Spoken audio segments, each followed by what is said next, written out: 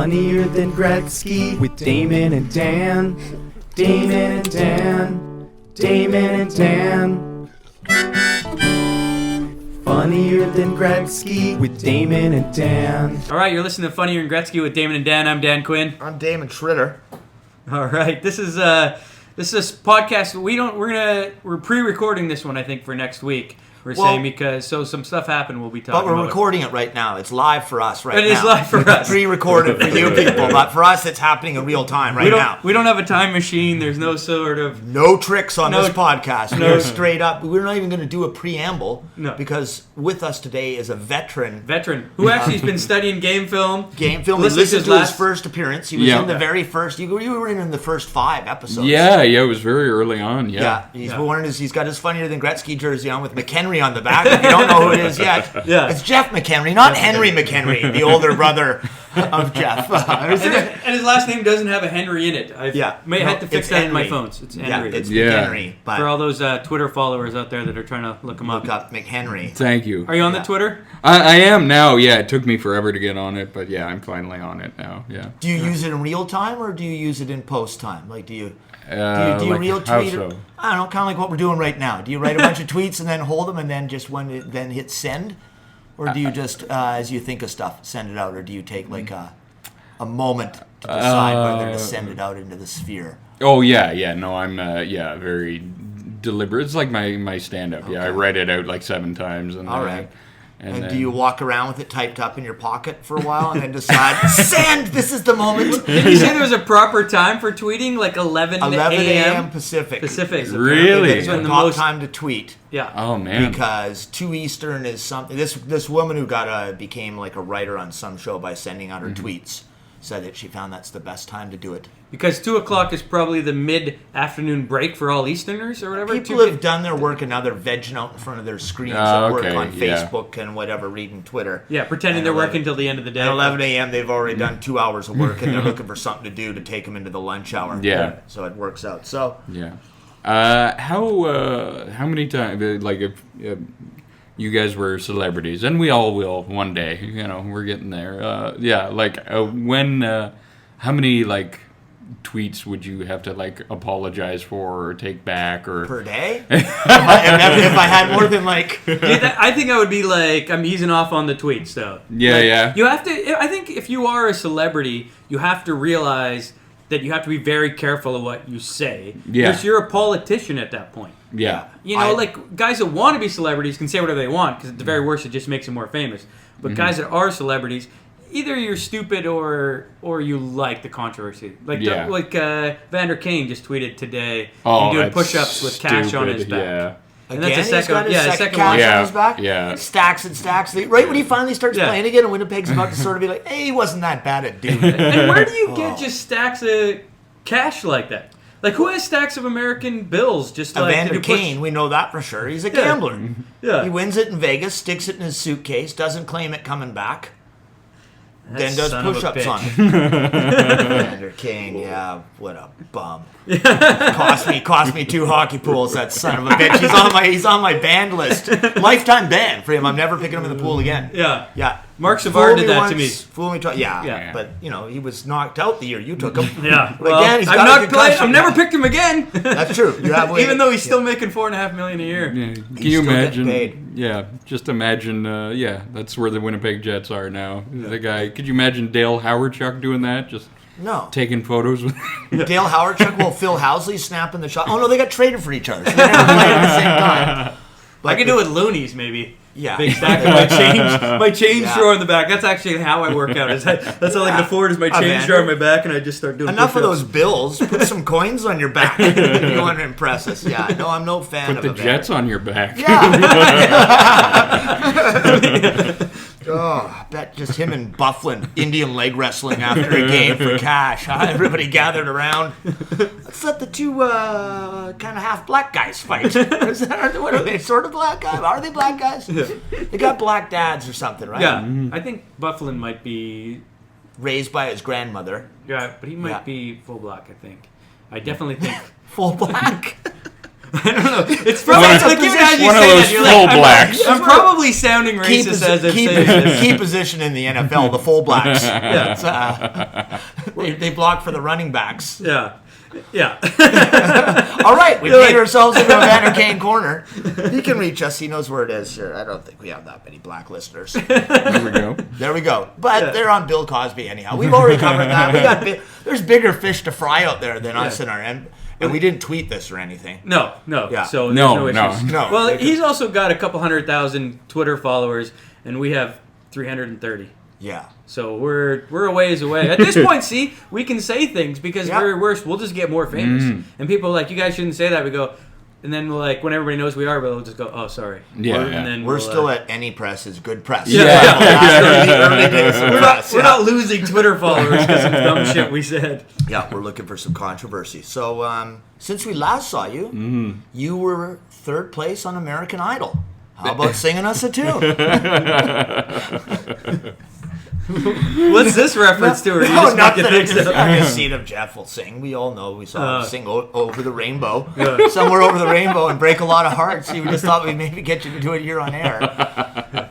Can you sing a good boo song for the Oilers? Oh my God, are they bad? It is like I've never seen so many articles on sports pages and the same like TSN every single day. What's wrong with the Oilers is like a title they just copy and paste now on TSN. They just have like a what's wrong with the Oilers section every day on TSN. What do you think is? I think part of it was they took the Leafs coach out of the minor leagues. Started with that guy. That's not even good enough to coach the Leafs. As a Leafs fan, it's really fun to watch the Oilers just implode because it's like, hey, at least we're not.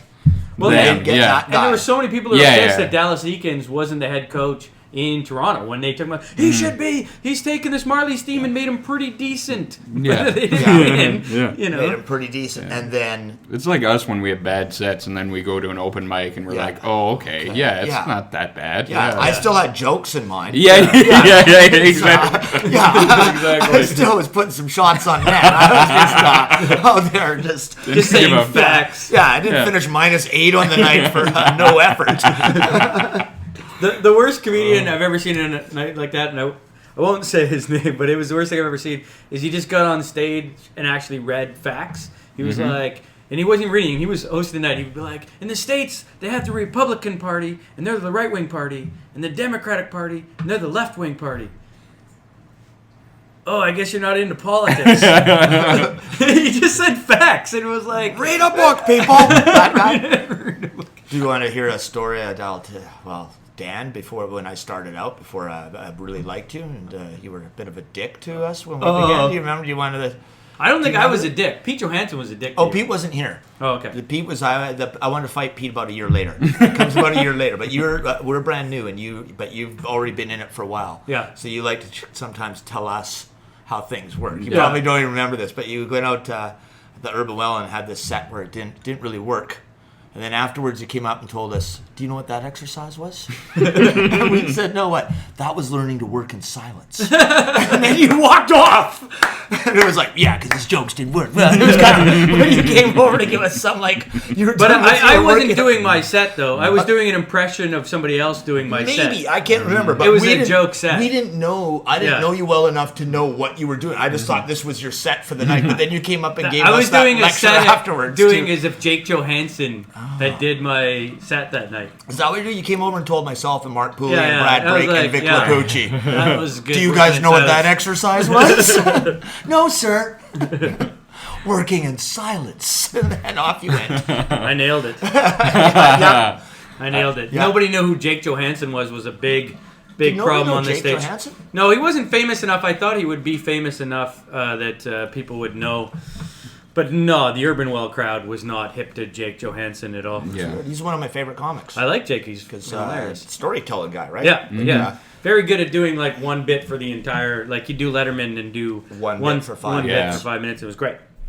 But I wasn't a very good impressionist either. So I had 2 strikes against me. Well, maybe it's because you were sitting on the stool, too. You didn't stand up Jake Johansson style. You sat down and presented it. Legs crossed. That's never a pipe good comedy. Just crossed the legs and got into broadcast. You got to be pretty famous to sit down with a pipe. And Jake Johansson didn't have a pipe. I wouldn't know why I would have one. Hookah pipe, different. They got another comic on the end of the hookah pipe. It's it might a whole have been different story. just a weed pipe. Who knows? I can't remember what it was. No, It was a licorice pipe. You had a licorice pipe back then. So, Martin Brodeur has signed with the St. Louis Blues. Mm-hmm. So, people with wives in the Show Me State, lock them up. I think that's a bad decision. To lock up your wife? No. We know about Marty's track record. His sister, his brother's in-laws' wife, wasn't it? Would you feel safe just leaving your wife lying around with Martin Brodeur now in your state? Martin Brodeur. Yeah. He's got unfinished business, he tells him. Whole new state. He's never played in St. Louis before. That's all fertile ground. Why would St. Louis do that? Out of goalies? Well, no, but they do. They have, Jake Allen and stuff. And the other guy's going to be back in like a week. Well... Elliott is back. Let's remember that the last time the St. Louis Blues were in a Stanley Cup final, they had a 43-year-old Gump Worsley in goal with no mask. Maybe they're looking for a little bit of magic to get an old-timer in there. Gump Worsley, wow. Is it Gump Worsley or Glenn Hall? It's I don't... Now I've got myself. I think maybe it's Glenn Hall. I think it might have been Glenn Hall, too. Glenn Hall, but he's got no mask, and he's playing for St. Louis. Mm-hmm. Bobby Orr puts a goal by him flying in the air. Actually, I think he's wearing a mask by that year, their goalie. So, but I just don't think it's a smart. And he's not exactly a team player in the room. Not a team player. There was a whole problem last year he wouldn't give up the job, even though he was sucking. Schneider was the better goalie, and he was flipping out. He was going to the media. Schneider's had a tough year this year. Marty Brodeur's Mr. Devil. He doesn't have to vacate the net. Schneider had way better numbers than he did last year. Yeah, I think he should have gone. It's so sad when Favre. athletes. Yeah, exactly. Like Jeter was amazing. His send off this year was the best, and he just knew when to call it time. But this is sad. Signing with a team. In the middle of the season. Plus, he had to go practice first before they decided to keep him, right? He didn't get paid to fly out there. He flew out there and he strapped on the pads, took a few shots in the chest.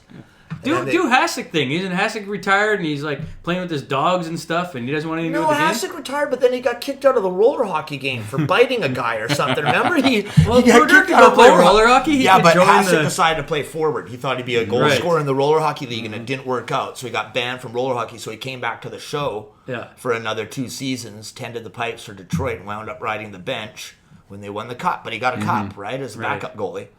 Behind Osgood. Behind Ozzy was there. Yeah.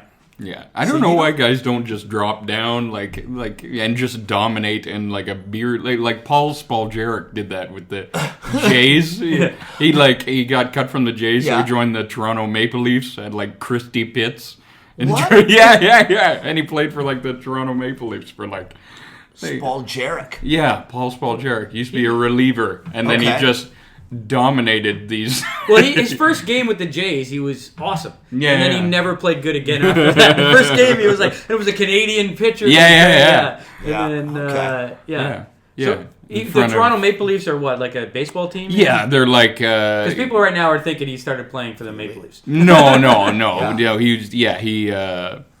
The real Toronto Maple Leafs probably play as well at baseball as the Toronto Maple Leafs baseball team. Yeah, it's very... Yeah, like... Are you answering your own question? If we all went into training, we could probably make play it on the the Baby team. Leafs, Baby Leafs baseball team. Dallas Eakins says that we've really shown a lot of grit. But do you think when it goes isn't Marty Brodeur maybe he has nowhere to play? Maybe he shows up for beer league and no, you can't have fucking Marty Brodeur.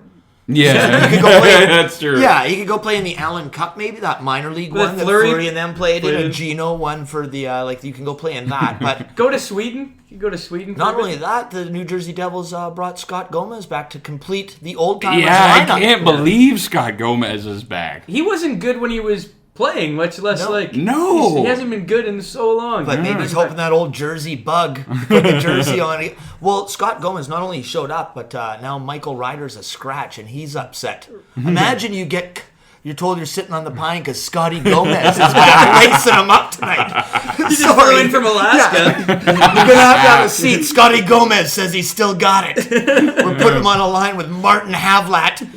And he's only making $7.5 million a year, though. Bernier, Stephen Bernier, whatever that bum for the Nucks is still playing for the New Jersey Devils. I was like, that guy's still in the league? I thought they drove him out of town 5 years ago. So do you really blame Schneider now, saying he's not having a good season when he's got the old-timers league? He still got, well, when Yager's their highest scoring guy, and he's what, 43? 43. Oh, did he ever get squished the other night? Like Spiezda squished him. You don't see Yager get squished very often. Do you think Lamorello just got drunk and watched Mystery Alaska and was like, Scotty? Maybe he tried to get Russell Crowe, but he was too expensive. I feel like Lou Lamorello has gone on full tilt since Kovalchuk just left on him. He's like, that cocksucker! Let me out to dry with all that money. And he's just gone bananas. Like, everything he's done, he was always like patient, had this weird building. They brought guys out of their minor system. They came along, and now all of a sudden it's like, well, he did sign Scott Gomez originally to a ridiculous contract, and no, those guys got signed by the Rangers. Right? They'd go across the tunnel and go play for the Rangers after they'd have big years for the Devils. He was pretty fiscal. And they're losing money too. That's the thing. New Jersey's losing money, and he's just going bananas. But he always used to have like the guys come out, and now he just keeps signing old bags of pucks. Like the guys that were allowed to come and try out every year, like. What? That guy's trying to make a comeback? Bobby Halik? Maybe they should trade Yager to Edmonton. Murray Bure showed up. Ryan Doyle Bure? Brian Doyle Bure was playing again. Yeah, laced him up. All the whole Bure brothers were there except Pavel. Jeff has to listen to last week's episode to know the four Bure brothers. Which doesn't even come out till tomorrow. But for those of you haven't even listened. Well, they've listened to it now. I've listened to it, and they've listened to it. This will be being listened to in the future. This is a whole time warp for us. This is a 1.21 gigawatts we're using for this podcast. So Jeff, you're out here, Vancouver. You've been living in Toronto. You're back in your old home stomping grounds. You're out there with the cousins. You're living out in, where are you? You're out in the bush, yeah. Are you back in Acton? I'm in Fergus right now, which is, it's... Big race riots there, right? Tough place to be living. Big race riots between the white and the tans? Yeah. People that went to Mexico for a week? The half-blacks. See, now it comes to a stop. Okay, you're living in... Yeah, Fergus, where there aren't any whole blacks. Whole blacks. Full blacks, that's what it was. Full blacks, I couldn't remember our racist terminology. Yeah, we went with full blacks. Okay. Pardon me. Get your racist terminology right.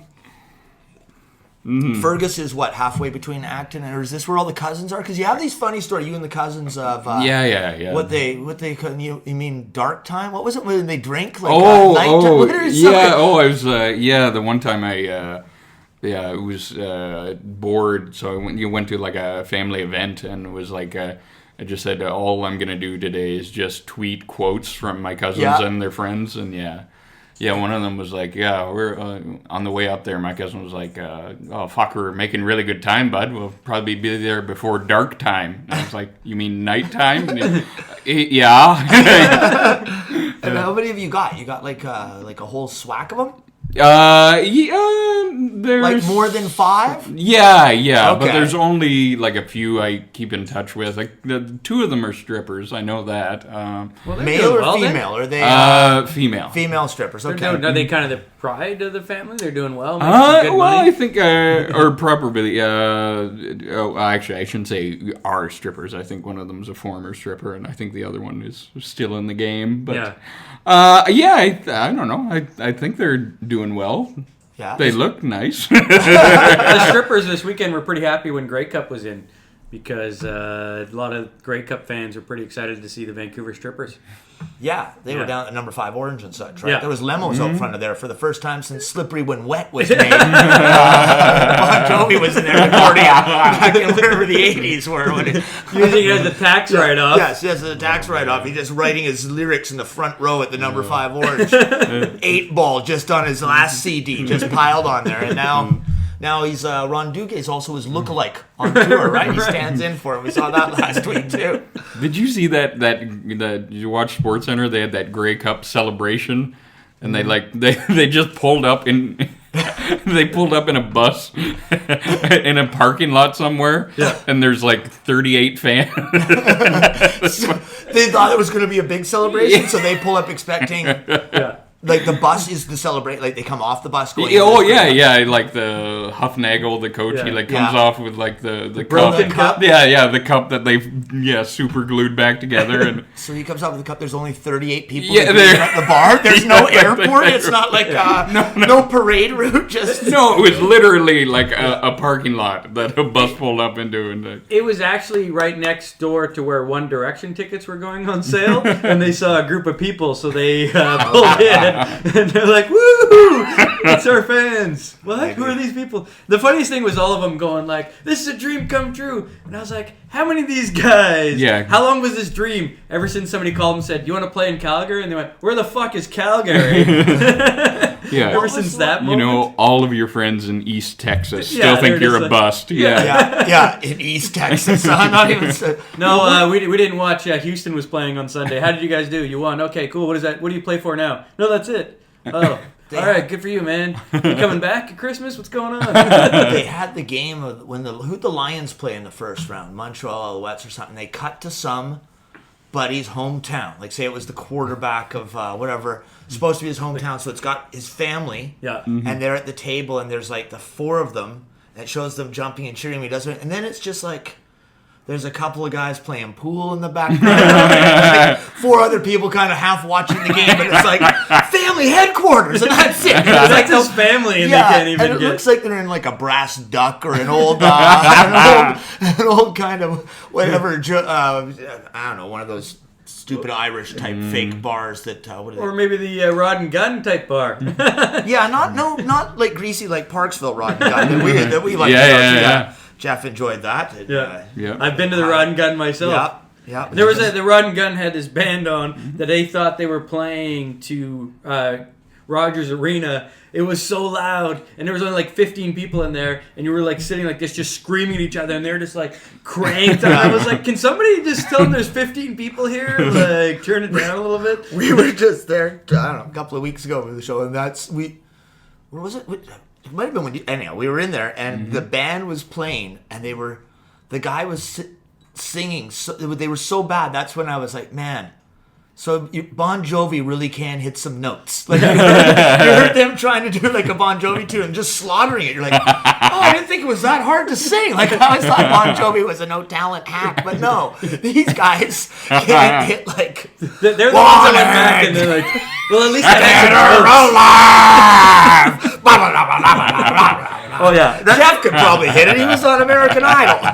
It might be the same band that I saw. Was it just cranked to the max? Oh, it's always cranked to the max. Can't get enough of your love. I actually left. I was like, I'm getting older. This is ridiculous. Yeah.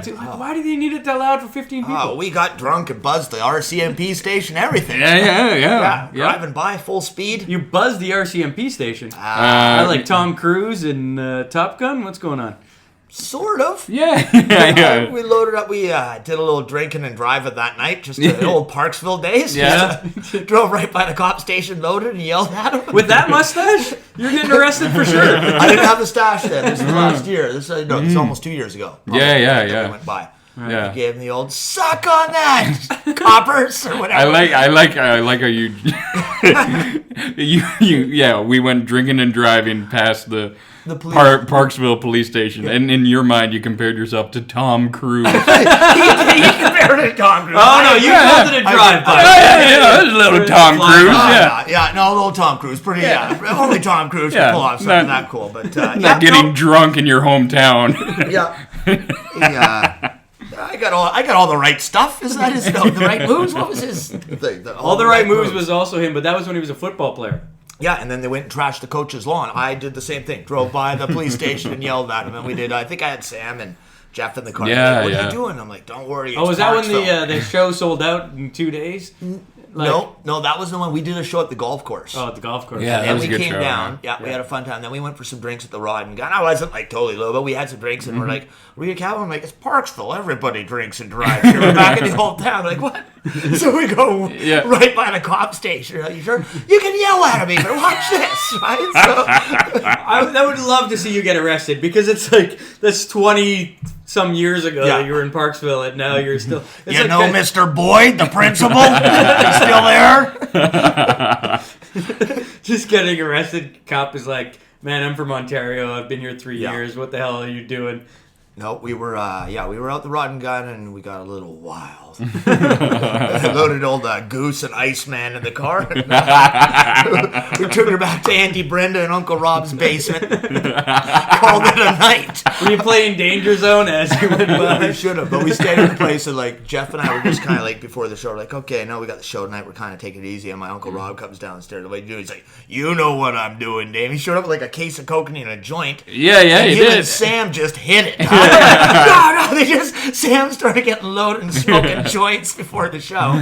Jeff and I were kind of like, "Oh, we're trying to get, we got a show to do here in 4 hours." Yeah. Sam's hitting the liquor early. Do you remember that? That's when Sam, like we're all like sports guys, but that's when I realized how big of a sports guy was. Because it was like the second game. It was like the second game of the season for the Jays. Yeah. And like the fourth inning, there was an error to like put 2 aboard, and Sam went, "Oh no!" And you like came in from the other room, like you thought some like tragedy had happened, and it was just like Bonifacio had fucked up for the first of many times that season. Like, You're right. That's right. What happened? But Sam gets caught in that Toronto media, which is why I hate the Toronto media when it comes to sports because they're already anointing AA next year's GM of the year in the thing, and Sam gets caught up like the Raptors are going to be amazing. It was like 6 years ago, and I'm like, why? They drafted a guy 7th overall, and now they're going to because the Toronto media is like he's got a lot of heart. Well, the thing about Sam's reaction, the overreaction, the small minor, like he's so into sports that his "oh no" of Bonifacio booting one is the exact same sound he would have made if he had seen the towers come down on 9/11. I was like, "Oh no!" Like, what happened? Like, I thought Batista had taken one in the face, shattered his whole head. Like you thought something tragically huge had happened. Just an error. Nobody on air. No, just a minor error. But the sound of it, that's when you realize that Sam was, the sports doctor. Yeah, he really is. Yeah, he just really loves sports. And so, what's it like being in Toronto right now? A week ago, you guys wanted to basically kill every Toronto Maple Leaf. And then now they're the greatest team that's ever been put together. Well, that's how it is. They got 4 wins. Yeah. And this is the first year in a long time where I've just been like, they've done it to me so many times before. I look like the biggest. I listened to the podcast again. I look like the biggest idiot. I was like, I was looking real good for like most of the season, and I'm like, oh, we're gonna. I think I said we would finish 6th or something, and we would have, and then we just fucking fell off a cliff again. But it's always at that cliff right around the 60 game mark. Literally just, and you don't think it's gonna happen. I'm like, no, they're in for sure. Then a guy like Hempstead will be like, "Welcome to Leafs Nation." Like I guess we don't get so caught up in it. We sort of see the slide and we're like, well, that's kind of odd, but when it happens year after year. Yeah. And then the one year you do make the playoffs, you have that epic collapse. The biggest collapse in years. So it's going to happen somewhere. So you guys have just... but is there a lot of Bozek jerseys out all of a sudden because he's hot for the last 3 years? Before he was like a dud, and now... I heard Ray Ferraro talk this morning. He's like, look, he's going to finish with 60 or 65 points. And he's right now, he's on a pace again, but he's going to come back down, and that's what you should expect of him. He makes $4.2 million a year. That's the player he is, but everybody in Toronto now... Oh, we should. Some people were saying they should trade him because his stock is his highest thing. I'm like, where are you going to get a guy for $4.2 million that makes 65 points? But they just won't give him he's not a number 1 center. He's not. That's all you ever hear. Yeah, he isn't. Yeah, he's Kessel's buddy. He's a very good number 2 center. You know what? And he really they take good care of a pool table. Yeah, I don't know if you saw the way they put their cover back on when they were done playing. Did you see what they did together Did you see it, Jeff? No, I didn't. Oh, they have the Leafs. The HBO Leafs thing. So they live together in their party apartment. So they're each playing video games with their toques on in their separate bedrooms. But every now and then they meet in the foyer for a game of pool. And then they put the cover back on. And, It's Phil sweet. Kessel's apartment. Because he's making $8 million a year. Yeah. So Tyler Bozak's got it made. He's making $4.2 million a year, and he's not even paying rent. Yeah, but they amazing. both get dressed like up, like they're going out just to meet each other. Hey, how's the good-looking Took? You two? They got their outfits on, and then they play pool together. Like, They don't have Alyssa Cuthbert picking up bow ties. Yeah. That's why they wear tubes. Sad. Dion Phaneuf looked like he lives in he's got a professor's closet. He's got all these suits and bow ties, and she's dressing him up in a bow tie. And said, I like to dress fun, he says. Oh, that's the captain of the Leafs. There he goes. I just feel bad that you guys have to have that. I dipshit. hate him so much. I hate him. Phaneuf is probably my... He'd probably improve Edmonton. He'd be their best but just defenseman. As just a regular person playing hockey. It's not even that I hate what he did, because I used to love him when he came out of junior. I thought the guy was awesome. But just when I saw him, like when he had his jacket with the tassels on it, and he had the cowboy boots on, and then He likes to dress fun. That was his rookie year. At Calgary, he was in the fun cowboy outfits. Now he's wearing the professor ties. But just every word that came out of his mouth, I'm like, this guy is just a dipshit. Yeah. And then you saw his last thing when the reporter said to him, Dion, why were you caught standing still so often? And I was like, whoa, that's a tough question. Yeah. And he said he hadn't seen the game tape yet. He can't answer, I haven't seen the game tape I yet. might want to see what caught my eye in the stands. Somebody had something shiny. That guy's got a nice bow tie over there. Did we go over your all-time favorite Leafs? Do you have like a... Wendell Clark, yeah. Okay, that was your poster in your bedroom? Yeah. I think I was never a big... he was an amazing player, but I wasn't huge on Gilmore. I wasn't a Gilmore guy. Timber wasn't your guy? No. Potvin. Every kid loved the cat. Potvin. Yeah, everybody had that. Kids who that grew up was in the Vancouver. poster. That Came out here for 2 years, and he wasn't the inspiration. He was in Toronto. He's a cat that's been dropped too many times. That is he's got distemper. His eyes fucked up. Can't see. 9 lives were done by the time he got here. He had been replaced by Cujo or whatever. So, and now you're wearing a Hartford Whalers hat. Your hat from previous seasons was the Quebec Nordiques. That's all right. Do you like to wear extinct WHA franchises? Is your only type of... Nobody can judge you down the street? Is that why nobody yells at you? Well, it's... I used to... what did I used to wear? I used to wear like a Team Canada one because I wear hats on stage and stuff. So I pick things that are neutral. Okay, so nobody can really... Yeah. So like this one, you got a good point. He's got a good... I like to point on the hat as well. So you got a good point on the Whalers hat here. Yeah. And because the Nordiques, Jeff would wear like this Nordiques hat. Yeah. He wore it out at New Year's in the suit. He looked like he was the first overall draft pick. I did. When he came out in the suit and they put the hat on. Welcome, Jeff McEnery, our first round pick. Yeah. I looked like Owen Nolan. Yeah, that was your look. Yeah, your Owen Nolan look for New Year's that year. He was all in his best suit thing, but he still had the draft day hat on. Yeah. It was a great look. And then the Hartford Whalers. So, do you know any of the Hartford Whalers? Like old time? Like, do you remember any of the players? Yeah. Ray Ferraro played on that team. Yeah. Ferraro? Pat Verbeek. Pat Verbeek was a Whaler? Uh-huh. Merlin Malinowski? Do you remember Merlin Malinowski? No. He was a Cooperall guy. Oh. Jeff Sanderson. Yeah. Oh, Jeff Sanderson was great in '94. Sega PlayStation or whatever. The original EA Sports. He was super fast. That's all he was fast, though, wasn't he? Yeah, but it comes off big in video games. Yeah. Like, if you was hit by the rest of the guys you didn't need because you could just deke around. Yeah. Yeah. So Whalers hat. And what else? You got old Houston Arrows on deck? Yeah, you got the California Golden Seals. Oh, that's NHL, though. They were NHL. Yeah, they were WHL, too, though. WHA? Yeah, Seals WHA. They were the expansion team for the NHL. They're like one of the original expansion teams. I think they were.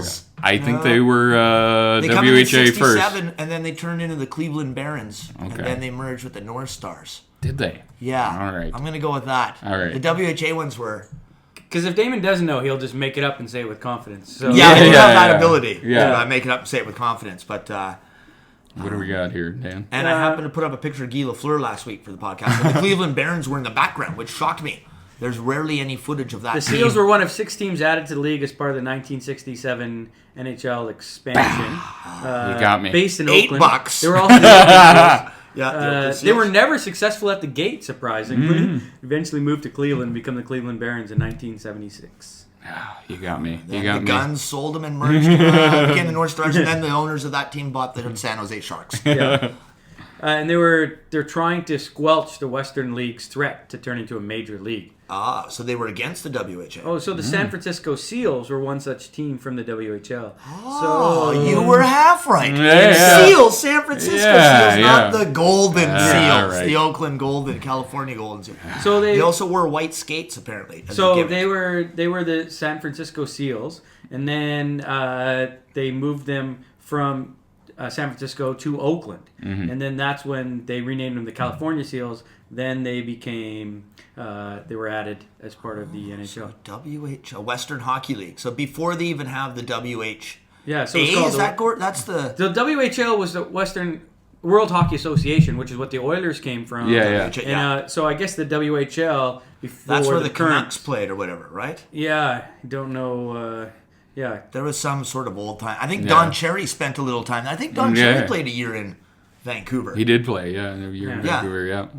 Is that in the movie? I think know that, or how do you? I've read his books. Okay, you read his books. Yeah. Each time he brings one out, you get the update and see what else. Yeah. Is it like a Rock'em Sock'em trilogy? He just keeps adding shit. They get a little weaker each time, or like Churchill biographies. You yeah, can't stop at one. You're right. You got to keep reading the Churchills. That's well put. He's the Churchill of hockey. Okay, I agree with that. So this guy did because Al Strachan transcribes them. Yeah, and it's all in Don Cherry's English, so it's Okay, so because Don Cherry has a Twitter guy too, huh? Oh, does he? That does his tweets for him. That has to keep up. So when you see a tweet from Don Cherry, it's like 5 in a row because he doesn't keep it to 140. He says, then another thing. This poor guy's got to try to keep whoever they got following around. Does he edit out the racist stuff and the dumb things? No, he keeps the full blacks in there. It doesn't get edited out. It just I don't know if he's still doing it. I haven't really followed that much on Twitter. I don't look on Twitter as much as I used to when it first came out, when I first got on it. But this guy did have to. Don Cherry had somebody being his social media guy. Following him around. So I don't know if that they just decided we don't need it anymore. I don't know if maybe he didn't catch on Twitter, but I wonder if you'd get that right out of college, like an intern type job where you're your first job is following Don Cherry for social credit. media advisor. Yeah. Is your business card? Yeah, and all you do is you're just following Don Cherry around. Yeah. And he forgets who you are every couple of minutes. Who's this goddamn guy following me? That's your Twitter guy, Don. Oh, goddamn it, that's kid's Twitter. I put out books. I'm like Churchill every year. He should put out one of his books on tape. Because they got the books on tape, and then they usually have a guy read it. They hire readers. He reads it. There'd be a whole lot of "Shut up! I know how it's supposed to be told." Yeah. And another thing. Yeah. He just be in there mispronouncing everything. And, he should do his books on tape. He'd probably sell a bunch of them. Because I just saw that.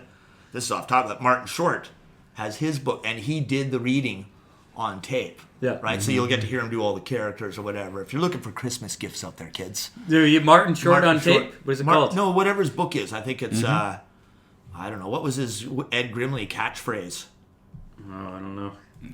I know Fine day, sir. What was he? I can't remember. Yeah. He'd pull up his pants. Yeah. What was, I think it's something like that. And he's on My life is a humble comedy legend. Oh, that's what it's called? That's the name of his new book? Yeah. I'm way off. We never said that once. There you go. I don't feel so bad about the Golden Seals now. I must say. My life is a humble comedy legend. It was the Ed Grimley thing. Okay. I must say, okay. So, but apparently he's done it on, and then, you'll hear him do all the different characters on the book. I don't know, I find him kind of annoying sometimes. When have you ever hung out with him? when did he annoy when he's the on shit the out of you? movies When he's on the movies and TV? Yeah, when that guy's on the movies. On his the talk show was talkies. horrible. Oh, did he have a talk show? Yeah, it didn't last very long. Yeah. As Martin Short or just as Jiminy Glick? As Martin Short, but I think Jiminy Glick would make some guest appearances. Okay. I like Jiminy Glick. I like Jiminy Glick too. And the funny thing that if you listen to the pod, Jay Moore, you guys know the comic Jay Moore? Mm-hmm. He realized he wasn't as big a shit as he thought he was in Hollywood when he went to do he was at some place and Jiminy Glick pointed him out there at some sort of award ceremony, and Martin Short came out as Jiminy Glick and then pointed to Jay Moore and called him like, "Oh, there he is. Jimson Morel." He gives him some name and mispronounced his movie, and everyone laughed. And then he realized, oh, fuck, Jiminy Glick's kicking the shit out of me here. I'm obviously no Tom Cruise, right? Like, he thought he was going to be top billed. Well, he did get a B in one Tom Cruise movie. I think he thought that was going to be his... Well, he sort of said that. He's like, I thought I'd be top billing, and he was going to be, then he got his own TV show. And he was in Jerry Maguire. He had a couple of scenes. Yeah, that was it. But he sort of thought, like, and that's when he realized when Jiminy Glick was just sort of making fun of him as a nobody B-list. I think he said, oh, a good B-list actor there. Whatever. And everyone kind of laughed and agreed. He realized, that's when he had the premonition, like, wait a minute, I'm maybe not as hot shit as I thought. I should probably just accept it if Jiminy Glick has the best of me. So I saw him get a, you know how we battle jealousy in this business and stuff. Like I saw Jay Moore had like a stand-up special one time, and I saw him get a standing O at the end of because it's his special and it's being taped for TV, and I was like, that's one of the most undeserved standing ovations I've ever seen in my life. Next to the Tim Coslow. Doesn't he ask for it a few times? He did the self-induced standing O. He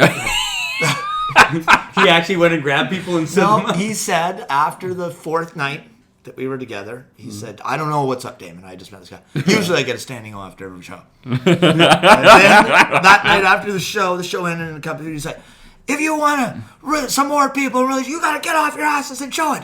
Get up off your asses and show it. You got to get up off your asses. And then he sort of pointed at people and told me to get up. And we were in like the Billabong Cafe. There was about 45 people. They all got up and cheered. And then he's like, and afterwards he said to me, yeah, that's more like it. That's what I was talking about. He goes for the opposite of working in silence.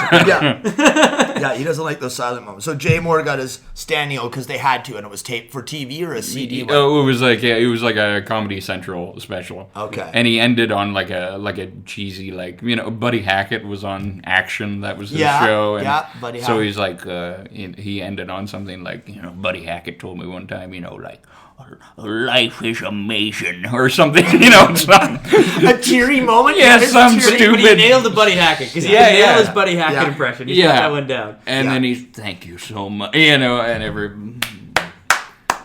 was like, oh. Well, his new special on Netflix. I haven't watched it, but it says something like Jay Moore, but he's got like his man chest, but he's got boobs and hands holding it or something, right? There you go. He's got like forget what it's called. Well, he's doing the Janet Jackson photo? No, something. It's like chesticles. Like he's called it something, and you can see it's like his chest, and then but it's a man's chest with boobs in like a low cut V shirt. It's just creepy looking, right? Sounds groundbreaking. Yeah, I didn't listen to it. I was like, no, I don't need to listen to Jay Moore's stand-up. Jeff McEnery hates the guy. I don't think he's a bad actor. I think he's okay, and I've heard him do like podcasts and stuff. Like his radio show is really popular too. He's got a sports radio show. Yeah, like I think he can do that. Yeah, from his sports radio show than we are from ours. I can guarantee you that. Yeah. He's one of the top guys on like Sirius or something like that. As for his, he's making more than us. Yeah, bullshit. He is. Bullshit, people up there. We need to get you up off your asses. Send in your money. Jay Moore. He's doing something. Well, we've only been around just over a year. We're only a year. Yeah. It's only a 67th episode. Okay. So probably in another 13 or 14. Then we get into like years. Jay Moore. Years. Yeah. We've never been in a Tom Cruise movie. No. We didn't have that. We never even got to say "Show me the money" sarcastically to an agent. No. Nothing like that. Did you guys see the Johnny Goodrow, Johnny Football give Show Me the Money? Oh, did you see the one where he did that and then he got crushed for a safety? Somebody should have went over him and just been like this, like sprinkled it or made it rain over top of him. The safety when he got crushed looked like something out of a Simpsons episode because he fell back and he just sort of slid and lied there when the whole plane went by him. And he didn't move. He was just lying flat. He just laid there and went, fuck. That was maybe the most insulting play I've seen of a guy. After doing that to get laid out like that, it's just the way he got laid out. He just didn't move for that safety. I laughed. His head is actually, I think he finishes off the hit on his own. Like the hit is already done, and then he just like, screw it, and kind of relaxes into it. He's like, he slides back and lies there, and it appears to look like he's sliding because the camera's moving sort of. But I saw it, and I started laughing so hard I probably replayed it 3 or 4 times and had one of those laugh attacks. Like you put something like, "Oh, you're just laughing." Oh, the car keys. I was just going to mention that. I was going to bring that up. Yeah, the two of you said you laughed so hard, and I did too. Yeah. So what's the story? Go ahead. So at the end of the World Series, they always have like representative. Yeah. So the fella that had to do it, Baumgartner, and Baumgartner won it, but the guy, he was the worst speaker. Vice president or president of. He was a vice president. Yeah, or something. He was the regional director for Missouri and Kansas or whatever. Right? They had him on short notice. Yeah. So he got to go. Like they didn't know the World Series was going to happen. Chevy hadn't planned this. I guess he was good in. I don't know why they sent that guy out. Yeah, he probably cracks everybody up at the meetings. He's probably the guy that he's a hell of a speaker. He's got all those jokes. They're probably just so horrible. It's like a Chris Farley sketch. Yeah. Oh man, it was And you liked it when he brought out the. Huh? When he brought out his cue cards? When he checks he's got a 15-second speech, can't quite pull it off. He goes to the card. He didn't know what, but let me get these fucking keys out. His pants are too tight. He can't get into his pockets. He's sweating and stumbling. His best line is, it's got technology and stuff. Yeah, there it is. Technology and stuff. There it is, the new GMC Sportsman sedan with technology. And then they cut to the truck. They show it. Technology and stuff. But apparently it blew up on Twitter because technology and stuff, it actually got them more. Probably, I think Chevy actually ended up putting out an ad the next day that said, check it out, it's got technology and stuff. Yeah. Like, that's the only way you can deal with something that horrible. But if you want, I had my cousin Nathan there, and we were laughing so hard. And I just kept rewinding it. Because also, like, when he hands Baumgartner the keys, we talked about the other night, and he just... thanks, man, for the shit truck that you're gonna never buy. Shit Ford, like it's an insult to your product to give it to a guy who's never going to use it, right? Yeah. That's what we were talking about last week with the CFL one. That would be a big deal, getting a truck, but not here. Like Baumgartner owns a rocket ship. He can fly into the atmosphere if he wants to. That guy's got money. It's got to be so weird being that dude because leading into that day, he was calling. I'm going to the World Series game. I'm giving away the truck at the end. This is going to be great. Singing He's like, you're so lucky, dude. You got box seats. You're the best ever. And now every meeting is technology and stuff. Every time he says something. Well, plus the most confused guy in the whole thing is Bud Selig. Because he's the commissioner of baseball, so he's old school, the crotchety old 80-year-old fuck. And then for whatever reason, they got that woman who's been on the sidelines, comes in to do all the presentations. Erin Andrews, Yeah, so she's doing all this, and you can see him, he's like, who the fuck let this woman in here? Like, he's already looking around, he's a little confused. The keys, he's like, this fat fuck's taking my time. He was just totally confused. This to him was like, he doesn't know why there's a woman in there. He doesn't know why this fat guy can't. Is that why Bud Selig is no longer the commissioner? Maybe this was his last one. Maybe he wanted to go out in style and he thinks he's being punked or something. You see him constantly looking over to who's responsible. Like you can see Bud Selig is really upset that. One, he doesn't know what's going on. Two, he got hardly interviewed. They gave him something. I think he's supposed to usually present the trophy, but she kind of stepped in front of him, took his glamour, and that was it for Bud. Bud went out on a whimper. I love the fact that I just because that guy was excited, but as somebody who I'm crazy and I've been prone to panic attacks and stuff. Just thinking of the sheer terror that guy had 2 hours before he was about to do the he's at the bar and I'll have 3 and I'll be fine and that'll calm my nerves and just he gets more and more anxious. I always think it's up to funnier the moment. If he's cocky before. Yeah. If he's thinking that this is going to be the greatest thing, he's going to be on TV, and then just panics. That's even funnier to me. I like the way that he's in the bar, can't handle it. 3 to calm the nerves, he has 8. He's a little fucked up in liquor, he's a little loose, but then he gets, what? We're going to the dressing room first. He grabs a bottle of champagne on the way by, hammers another swig down. Do you know how many times he looked at those cards too? Oh my God, all day he's been doing that, right? Yeah. Because it only went to they had the last 2 games there, so he must have. Why he got the tap? Why they called him in?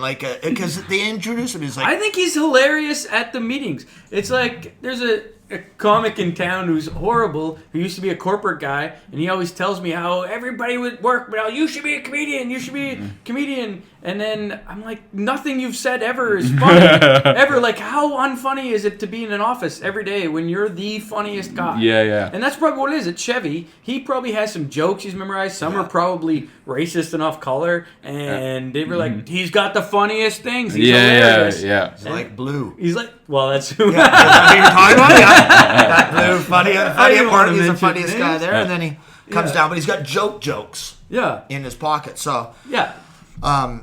yeah, some of those guys funniest guys. There's a guy. Do you guys know what the what's that? When they make people go do the speaking, they learn to do Toastmasters. Toastmasters. Oh, yeah. So I was in, I'd be playing hockey and I'd start doing stand-up. And there was this one other guy, Chris Atkinson, Mitch, they were like, oh, we're in Toastmasters. We learn to speak publicly. They get a whole Toastmasters. They're always talking about Toastmasters and they come down and see my show. You're pretty good. You'd be good in Toastmasters too. They're always talking about how great Toastmasters is. So then Classy gets married. This is about 6 years after the Toastmasters story. So he's tapped Chris to be the MC, not me. He's like, oh no, because he does the Toastmasters. Chris has been in Toastmasters, and they go way back. So I sit it up, and Chris goes up, and he makes that guy look smooth. Toastmasters is seizing up on his cards. He's hammering liquor during the speech, and it's just the other. And he even said, he says his line. He's like, it's good to be here with Darren and Erica. Look up, and then you see him look up his own cue, right?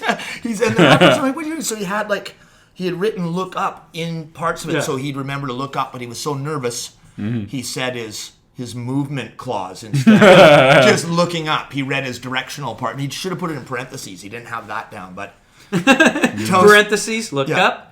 Yeah, parentheses. So Toastmasters is a waste of money. That's what I'm saying. Toastmasters. Well, they don't ever have to be. They're just toasting with other people that are in Toastmasters. I know, but there's no. This was only a wedding. Yeah, this wasn't some performance he had to do or money on the line. Yeah. Or anything like that. He just had to. Did you go to Toastmasters? No. I was always that's why I think I because I'm not a very good at anything besides public speaking. Okay. So watching people that are good at everything just fail miserably at public speaking is just so entertaining for me to watch it. Because that guy is still making way more than all of us. Oh, absolutely. He's making like $350, $450 a year. That absolutely. Dude. $350 for sure. 62.5. He's the regional manager of Missouri. That's one of their best-selling states. He's the assistant to the regional manager.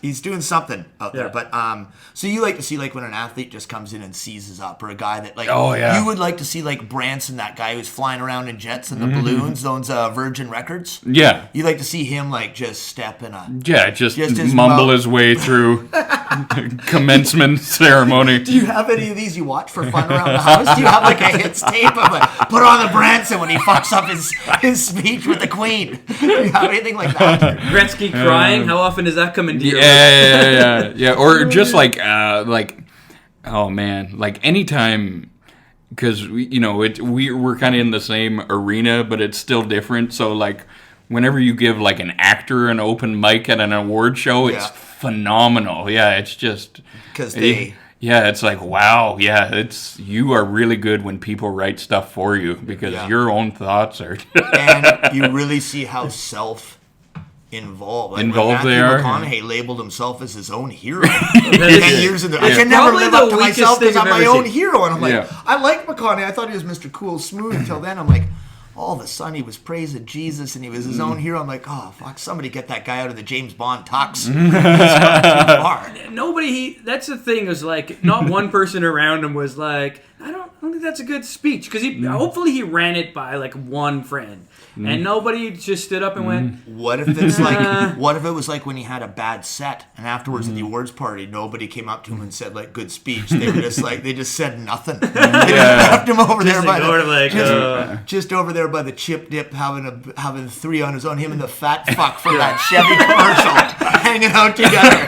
I don't know, it seemed like a dream gig at the time. But he's also in the Buick commercial. Yeah, that's how they got the Buick commercial. I know a guy needs a Buick commercial. Good talker, you and I. That is the most insane, dumbest commercial I've ever seen. You got to go back to go forward. Yeah. What the fuck are you talking his about? own speech, his hero speech. And it was on, when it first came out, I was doing whatever, it was on TV, and then Christy was in the kitchen doing something. She's like, what show are you watching out there? And she comes up saying, it's a fucking commercial. Like, she thought it was like, she heard Matthew McConaughey, so she assumed I had flicked it over to like some heavy, I get out at night and drive. Right? So she thought, like, it sounds like. This is the equivalent of him jumping on the couch for Tom Cruise.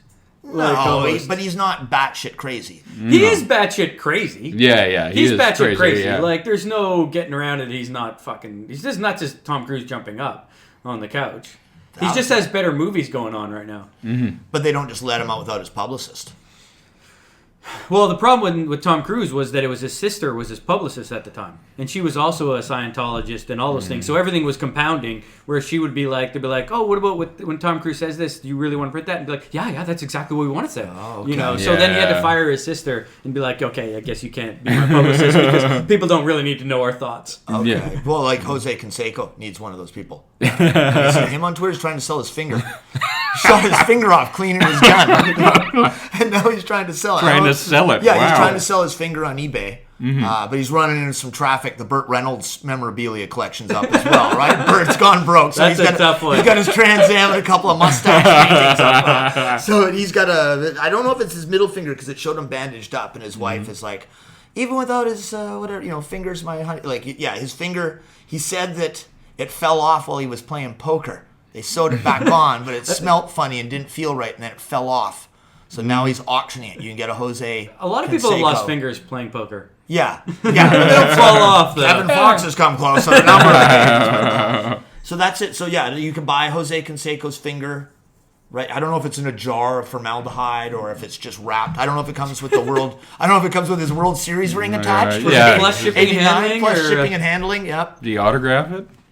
I don't know if he's autographed it. 5-finger discount. You can buy a whole hand in there. There you go.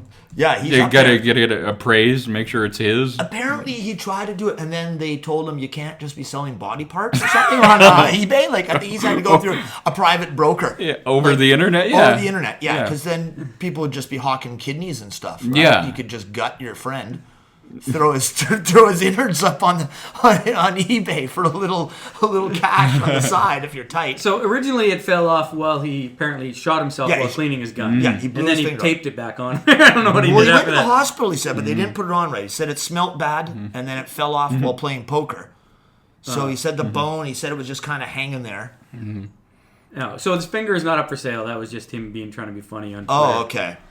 So he's really not. Is he still got it, or did he cut it off? He's still got his finger. They've reattached it. Yeah. Okay. He said he was trying to be funny, but who knows? He's not the brightest dude. He's pretty crazy. Yeah. But, if you read he's in part of that Broke series too. He's one of those guys that lost everything. Well, he's living in Vegas now with he's got some, I don't know, like his ex-girlfriend, 20 living with him. His nephew. Ozzy Canseco's kid likes him more than Ozzy Canseco. Him and Ozzy Canseco don't talk anymore. He's a negated thing out, and he's got his one manager is some guy that's not anything to do with anything. He's just some guy that he knows, like Hector. You can read it. It's in Sportsnet. It's one of the first Sportsnet magazine articles, and it's really good. The guy who went in didn't take he just sort of told what was going on, but Jose Canseco still thinks he's got a shot at something, becoming famous, right? He's on Twitter. Because he was playing in some minor league baseball team in Vegas. He had to take that time, yeah. Well, he had to take the offer. He had to leave then to go play in. It was somewhere awful, like South Carolina, like the Kalamazoo, Coconuts or something. He was going to go have to play for one of those teams and be just a gate draw for whatever the team was. But he's got his daughters or something, and she's graduating high school and he didn't want to leave, so. Yeah, it was a big Sportsnet article, right? Yeah, I guess now he's just sitting around blowing his finger off, cleaning guns. Like, why? He's not. He should be the type of guy that shouldn't be allowed to own a gun. Like, you know what I mean? Like, that's the problem with gun ownership is they don't fucking test your intelligence. Well, like, what's his name there? The Blade Runner that shot his wife, right? The guy with the guns. Did you Oscar? see? Yeah, Oscar. Did you see where he's going to the jail? No. It's so like the penitentiary. They got a country special. club No, thing? they got a special wing. Okay. That he goes in. It's for everybody who has I don't know, what do you call it when you don't, you're in a wheelchair or whatever. Disabilities? Disabilities. Mm-hmm. So he's in with it gave the list. It had like 12 people in wheelchairs, 4 blind guys, and 2 other amputees. So that's the prison he's going into. So I think he's going to have the run of the roost. Yeah, Probably got fucking Blade Runner guys coming in. Kick some blind guys' asses on day 1. I don't know if they let him move his legs, but I was like, that's where he's going for. I guess he got up to 5 years. Yeah. Or something, but he's really going to serve like 14 months or something. But he's not going in with any. He's in the disability section. Mm-hmm. So, and a real competing Olympic athlete in the disability section, I think, has a leg up. Corny joke.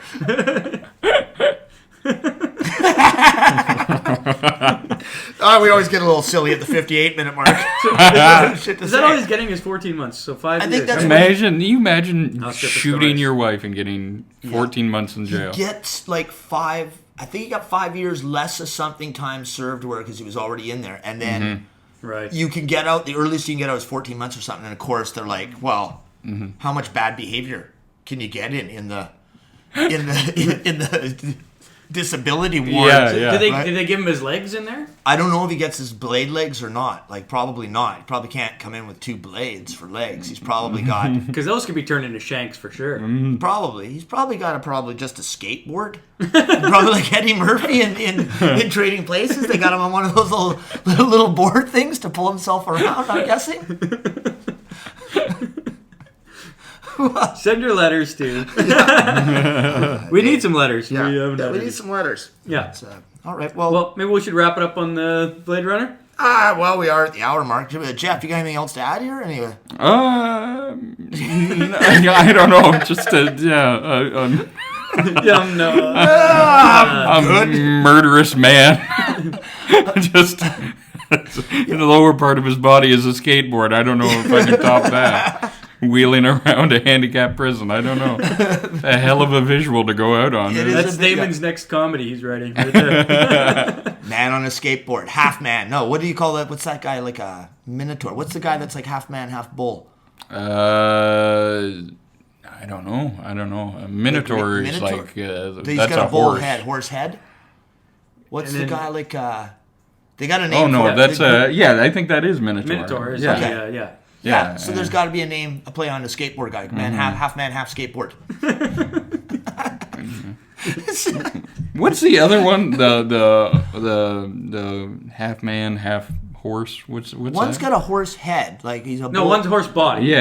And then man. Centaur. There it is. Centaur. Minotaur So a skator, whatever we're gonna call it. Skator. Yeah, like centaur. Thank God we got that. Yeah. That's who Jose Canseco's playing for. The Kalamazoo Centaurs. Glad we got that sorted out on this hockey podcast. Yes. All right, you're listening to the Hockey Podcast, Funnier Than Gretzky with Damon and Dan. And you should be up to date in the world of hockey. Bye. Funnier Than Gretzky with Damon and Dan. Damon and Dan. Damon and Dan. Funnier Than Gretzky with Damon and Dan.